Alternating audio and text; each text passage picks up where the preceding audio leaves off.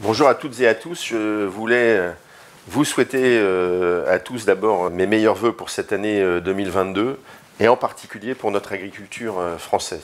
Cette agriculture française, elle va dans cette année 2022 être confrontée à un certain nombre de challenges importants que je tenais particulièrement à partager avec vous. Alors dans les grands enjeux qui sont face à nous, la mise en place d'une nouvelle politique agricole commune avec un volet éco-scheme sur lequel les chambres d'agriculture vont s'efforcer de vous accompagner le mieux possible avec la mise en place d'une calculette qui, dès cette déclaration, permettra de savoir où vous en êtes, de simuler et de regarder si vous toucheriez l'éco-scheme en 2023 et de préparer les décisions nécessaires pour que la grande majorité des agriculteurs aient bien accès à cet éco-scheme.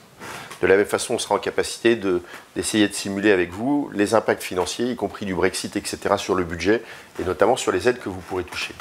Le deuxième enjeu sur lequel les chambres d'agriculture s'impliqueront beaucoup pour les agriculteurs, c'est celui des ZNT, avec le besoin de mettre en place des éléments de prévenance. On essaiera de faire en sorte que les discussions permettent d'atterrir à les choses les plus simples possibles à gérer pour les agriculteurs, dans le respect de la loi.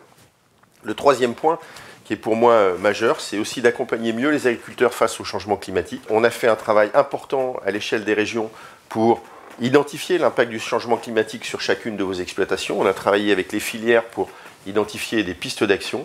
On va maintenant avoir à revenir sur le terrain pour accompagner les agriculteurs dans des solutions pragmatiques pour mieux anticiper et trouver les solutions face à ce changement climatique, et le réseau des chambres sera mobilisé là-dessus. Enfin, on se mobilise sur un dernier volet qui est celui du Conseil stratégique phytosanitaire qui sera rendu obligatoire. Sachez que sur ce sujet-là, on travaille vraiment à développer un conseil stratégique qui soit utile, qui soit un moment de réflexion pour vous, agriculteurs, notamment, pour imaginer les changements que vous pouvez porter sur votre exploitation, que ce soit vous qui en soyez bien les moteurs. Et puis, le dernier point, c'est d'essayer de le faire en limitant au maximum le coût que ça aura pour chacun d'entre vous. Et puis, j'espère qu'on arrivera à rendre un service utile à chacun d'entre vous sur ce sujet-là.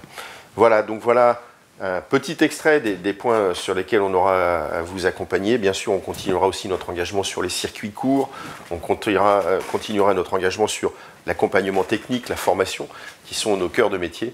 Mais voilà, je voulais évoquer avec vous quelques nouveaux challenges qui sont devant nous, et on va se souhaiter pour l'agriculture française une excellente année 2022, que ce soit en élevage comme en culture.